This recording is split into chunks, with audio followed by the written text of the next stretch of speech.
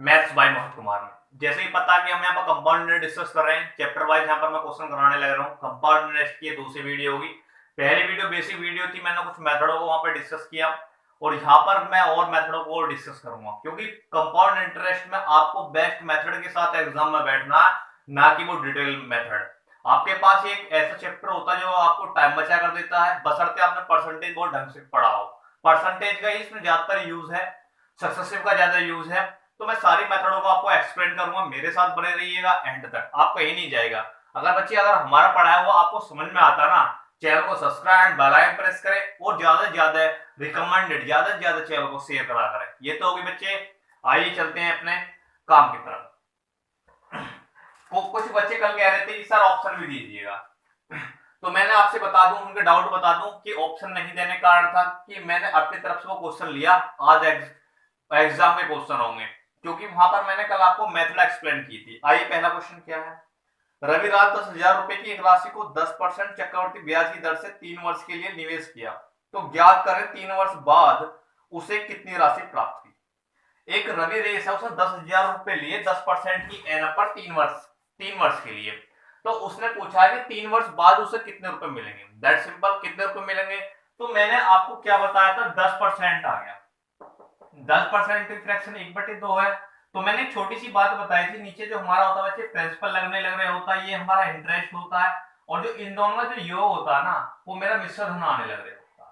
तो यहाँ पर हम क्या करेंगे, मूलधन से मिश्र धन का रेशो बनाएंगे, क्योंकि हमसे यहाँ पर जो 3 वर्ष बाद जो राशि पूछी गई है वो हमसे पूछी गई है, तो यहाँ पर हम इस कंडीशन को अप्लाई करेंगे। आइए,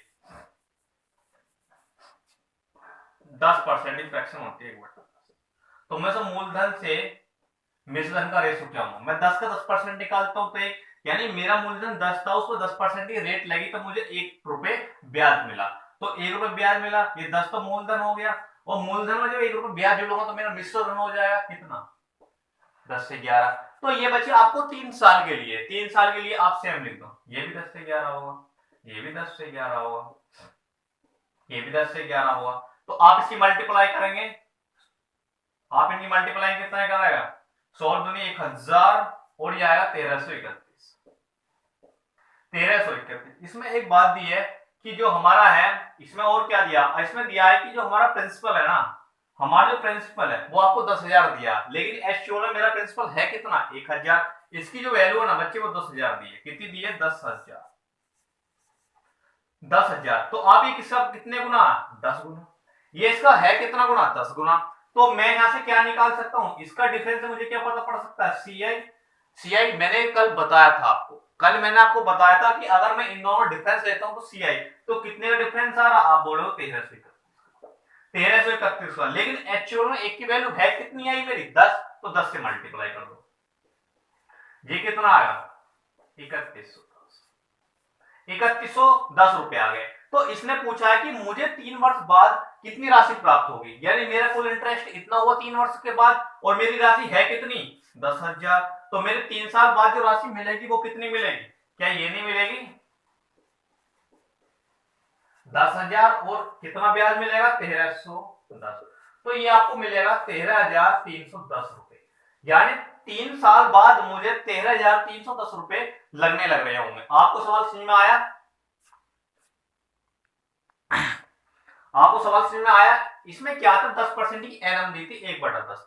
10 का 10% निकालता हूं तो 1, यानी मेरा मूलधन पहले 10 रहा होगा, 1 का मुझे ब्याज मिला तो 11, तो ये 3 साल तक है, 3 साल तक है। तो 10 से 11, 10 से 11, 10 से 11, इनकी मैंने आपस में मल्टीप्लाई की, कितना 1,000, ये 1331।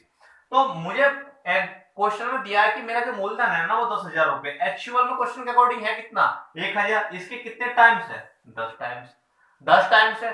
तो मैं यहां से क्या निकाल सकता हूं, कंपाउंड इंटरेस्ट। अगर मैं इसमें से इसको बता दूं तो मेरा कंपाउंड इंटरेस्ट निकलता, तो कितना है, 331। एक की वैल्यू कितनी, 10, तो 1331। और आपने पूछा है 3 साल बाद कितना रुपया हो जाएगा, तो इतने रुपए हो जाएगा। आपको सवाल समझ में आया या नहीं आया, ये इसकी बेस्ट मेथड होती है। मैंने आप यहां पर इस सवाल को करके दिखाया, लेकिन आप जब एग्जाम में हॉल में बैठोगे ना, 10% की एग्जाम में और 3 वर्ष के लिए, तो आप सोचोगे 10 से 11, 10 से 11, 10 से 11, 10 से 11, 1,1331, प्रिंसिपल जितना दिया उसका मल्टीप्लाई, सी आई प्लस ये इतना। पेंसिल हिलाने की आवश्यकता नहीं थी क्वेश्चन में, लेकिन अगर आपको इस कंसेप्ट के बारे में पता है, तभी इस क्वेश्चन को आप सॉर्ट आउट कर पाओगे। अदरवाइज तो यार 10 से 11 मल्टीप्लाई करते रह जाओगे। आपको अगर 10%, 20%, 30% जाने तो इस डाटा के साथ खेलना, बात में आइए, इस डाटा के साथ आपको क्वेश्चन सॉर्ट आउट करना। आइए नेक्स्ट क्वेश्चन तक चलते हैं।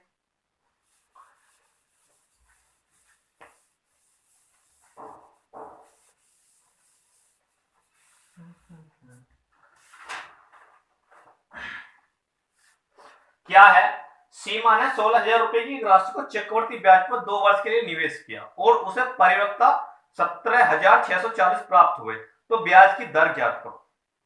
ब्याज की ज्ञात करो। उसने 16,000 रुपए थे, तो 2 साल बाद उसे 17,640 रुपए, यही है क्या, 17,640 रुपए प्राप्त हुए। ये बच्चे 2 साल में हुए, 2 साल में हुए, यानी उस पर 16,000 रुपए थे और उसे 2 साल बाद 1740 रुपए प्राप्त हुए, तो 2 वर्ष की बात थी। टाइम इसमें क्या दिया, 2 ईयर। अगर आपको रेट निकालने के लिए आ जाए, समय टाइम 2 वर्ष हो, तो समय तो पहले 0 से आप 0 काट लो। हमें रेशो बनाना, क्या हमें रेशो बनाना, तभी तो हम रेट निकाल पाएंगे। तो रेशो बनाना, तो बचा कितना है, 1600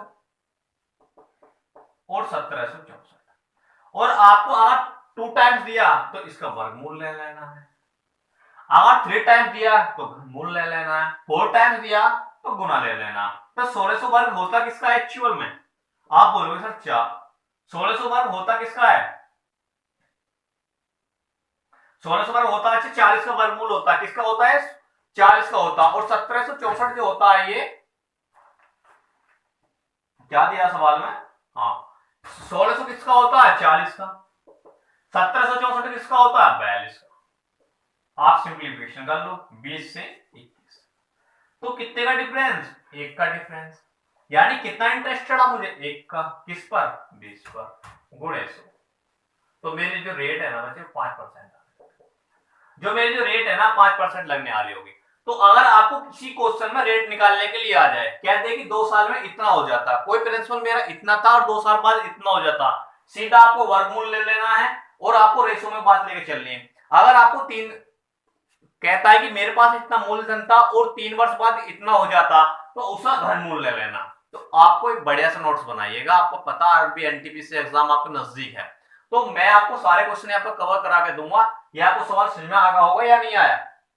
आइए नेक्स्ट क्वेश्चन तक चलते हैं।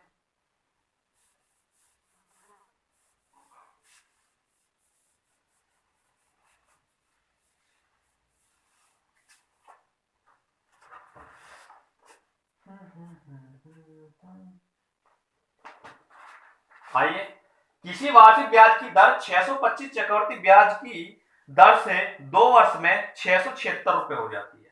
यानी टाइम में हमें जो दिया बच्चे, इसमें 2 ईयर दिया है, और जो हमारा जो रुपया है ना, पहले साल हमारा 625 था, लेकिन 2 साल बाद 676 रुपए हो जाता। तो टाइम इसमें पूछा है कि रेट क्या थी, यानी ये जो रुपया था इतने से इतना हो गया, ये किस रेट में बढ़ा, इस क्वेश्चन में ये दिया। तो मेरा क्या टाइम दिया, 2 साल। तो मैंने आपसे बताया था कोई धन 1 साल से दूसरे साल में इतना हो जाता, तो सीधा आप उसका वर्ग रूट ले लो। अगर आप कोई धन आपको प्रिंसिपल इतने से इतने टाइम 3 साल में इतना हो जाता, उसका क्यूब रूट ले लो। तो आपको जितने टाइम्स देना उतने टाइम्स उस पर क्यूब रूट लेना। समझ में आया या नहीं आया। तो हम इसका क्यूब रूट वर्ग लेते हैं, तो एक 625 इसका होता, आप बोलोगे 25 का, ये किसका होता है 26 का। कितने का डिफरेंस आने लग रहा है, 1 का, कितने पर, 25 पर, गुणे 100। क्यों, मुझे रेट निकालनी है, तो कितना आ गया, 4%। मैंने 2 सवाल आपके रेट के करा दिए, बहुत इंपॉर्टेंट क्वेश्चन है रेट निकालने के लिए, बहुत इंपॉर्टेंट है। मैंने आपको सब क्या बताया था, किसी बच्चे घुसी होगी दिमाग में आती है, देखो आपने कोई धन लिया 1 और वो आपको 2 रुपए होगा 2 साल में। 1 रुपया तुमने कोई पहले साल लिया और 2 रुपए होगा 2 साल में, तो मैंने आपसे बताया इसका आपको सीधा वर्गमूल ले लेना। अगर कोई धन आपका 2 रुपए से 8 रुपए हो गया 3 साल में, तो आपका इसको घन क्यूब ले लेना। समझ में आया। आपका कोई 6 रुपए थे और वो 24 रुपए हो गए 4 साल में, तो इसकी 4 घात ले लेनी। आई बात समझ में नहीं आई। तो मैंने आपको इतनी बात बताई, क्वेश्चन समझ में आया होगा। आइए नेक्स्ट क्वेश्चन पर चलते हैं।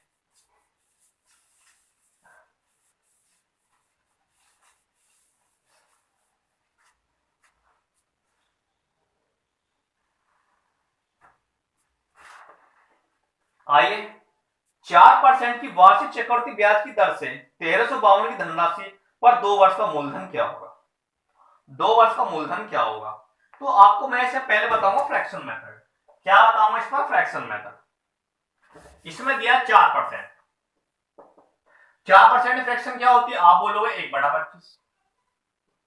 1/25 यानी 25 का मैं 4% निकालता हूं तो 1 आता, तो मेरा मूलधन से मिश्र धन का रेशो क्या आया? यानी मेरे पहले साल मूलधन 25 था और मेरा 1 रुपए का ब्याज मिला, तो कितना हुआ? 26। तो ये बच्चे क्या है? 2 साल के लिए है।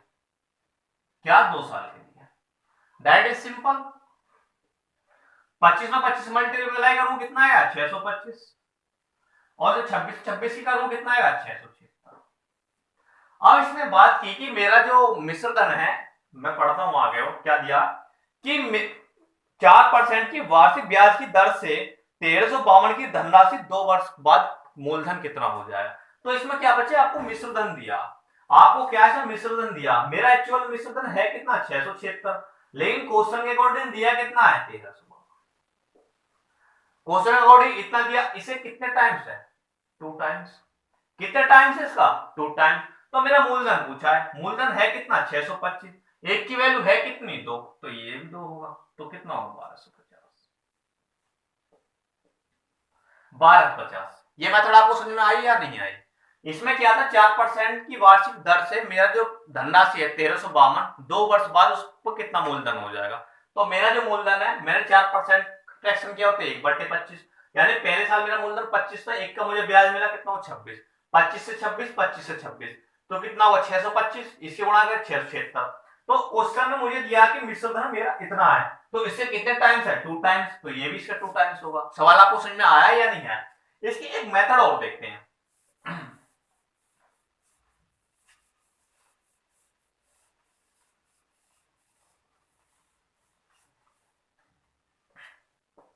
दूसरी सेकंड मेथड क्या है? 1/25। आपको क्या करना? 1352 आपको नहीं लिखना है मूलधन निकालने के लिए। मूलधन निकालने 1352 कितने लिखना है, यानी 25 रुपए मेरा मूलधन निकालना। तो आपको यहाँ पर जो है ना, ऊपर वाली संख्या नीचे ही लिखनी है, ऊपर लिखनी है, क्योंकि मुझे मूलधन निकालना। तो मुझे 1 का ब्याज मिला कितना? 26। ये कितने बार है? 2 बार। आप इस तरह से भी लिख सकते थे एक लाइन में, इस लाइन में। लेकिन यहाँ पर क्या, कैलकुलेशन का पार्ट बहुत ज्यादा हो जाएगा। अब यहाँ पर तो एक आसान डाटा था, आपने खेल गए। लेकिन जब एग्जाम में टिपिकल क्वेश्चन बनाएगा ना, आपको मल्टीप्लाई गुणा भाग करने के लिए, तो ये मेथड है, आपको काटा पीटी करोगे, इतने बच्चे उस मेथड से क्वेश्चन को सॉर्ट आउट कर देगा। तो देखो इसमें भी यही आ रहा होगा। 6 से कितना कट जाएगा? 2 बेर कट जाएगा।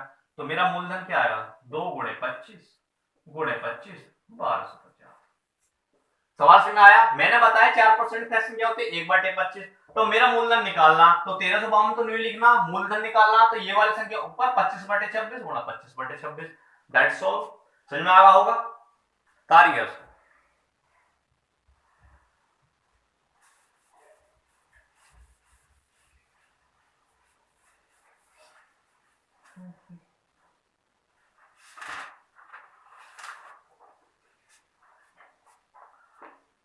आइए क्या है, यदि एक निश्चित धनराशि पर 6% वार्षिक ब्याज की दर से 2 वर्ष का चक्रवृद्धि ब्याज 25.75 है, तो साधारण ब्याज क्या होगा? इसने इसमें क्या साधारण ब्याज भूल लिया। क्या भूल लिया? साधारण ब्याज भूल लिया। और चक्रवर्ती ब्याज दिया है 6% की एनम है।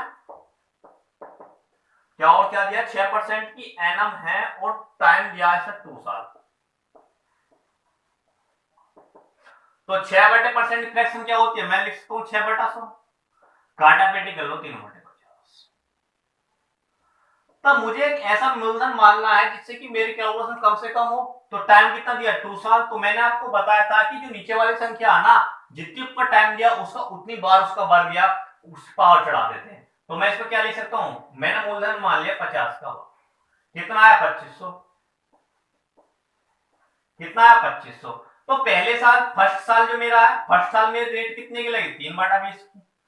3/50 की, इसी रेट से तो मिला, कितना आएगा 3/50 से 50, 25 पंजे 25, 150।